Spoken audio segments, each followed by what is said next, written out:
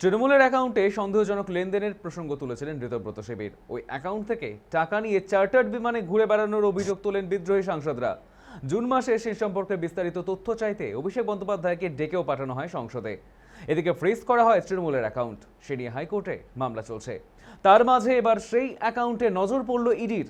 মঙ্গলবার সকালে কলকাতার 5 জায়গায় তল্লাশি চালাচ্ছে তারা।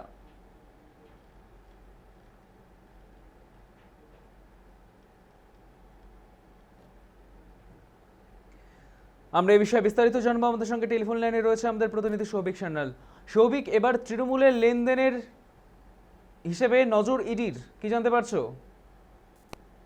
তুমি জানিয়ে দলীয় অ্যাকাউন্টে সন্দেহজনক লেনদেনের অভিযোগ ছিল। এবার চরম তৎপরতায় এনফোর্সমেন্ট ডিরেক্টরেট মূলত ঋতব্রত শিবিরের পক্ষ থেকে এই অ্যাকাউন্টের লেনদেন নিয়ে প্রথম প্রস্তুত করা হয়েছিল। বিক্ষুব্ধ সাংসদের অভিযোগ ছিল মাত্র দলীয় অ্যাকাউন্ট থেকে টাকা তুলে টাকা বিমানে ঘুরে বেড়ানো হয়েছে। এই চাঞ্চল্যের অভিযোগে দল গড়িয়েছে কিন্তু অনেক দূর। গত জুন মাসে এই বিস্তারিত তথ্য জানাতে তৃণমূল সাংসদ অভিষেক বন্দ্যোপাধ্যায় সংসদে তলব করা হয়েছিল। ইতিমধ্যে করা হয়েছে তৃণমূলের নির্দিষ্ট অ্যাকাউন্ট বা যাকে কিন্তু হাইকোর্টে ইতিমধ্যে বর্তমানে মামলা চলছে। আদালতে নিয়ে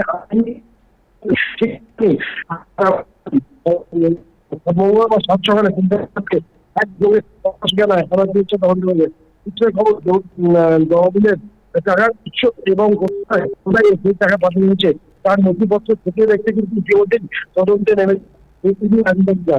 ইতিমধ্যে কলকাতার বেশ কয়েকটি জায়গায় কিন্তু যেমন হয়েছে তার মধ্যে বউবাজার থানা চলছে। অন্যদিকে কিন্তু কেবলই পাওয়া যাচ্ছে।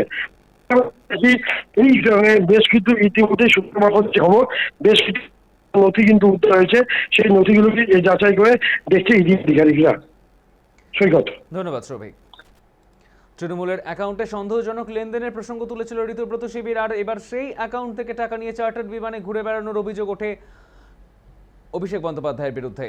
আর জুন মাসে সে সম্পর্কিত বিস্তারিত তথ্য চাইতে অভিষেক বন্দ্যোপাধ্যায়কে ডেকেও পাঠানো হয় সংসদে।